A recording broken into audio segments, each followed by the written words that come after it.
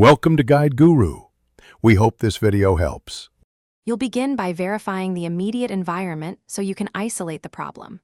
First, make sure Print to PDF is set as the selected printer in the print dialog. You'll avoid app-level fallbacks. Once done, close and reopen the application, then print a simple text page to rule out complex content.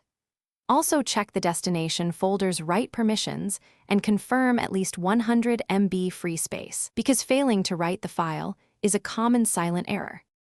Now you'll tackle configuration and driver issues that often break PDF output.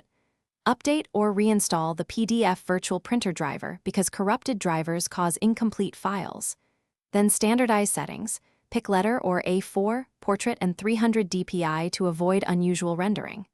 Next, disable advanced printing features like form flattening, background printing, or script-driven elements. These can stall conversion. Finally, test again. If the file generates but looks wrong, incrementally re-enable features to find the culprit. Finish by choosing the most robust export path and validating the result.